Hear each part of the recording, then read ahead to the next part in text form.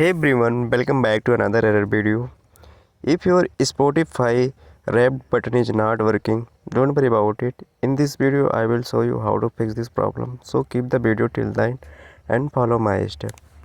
When you open your Spotify and you can't see the wrapped button, as you can see here, if you are not showing on your Spotify, then first you have to go to the Play Store and search here Spotify, and if update is available, then update it. After updating Spotify app, your problem may be fixed.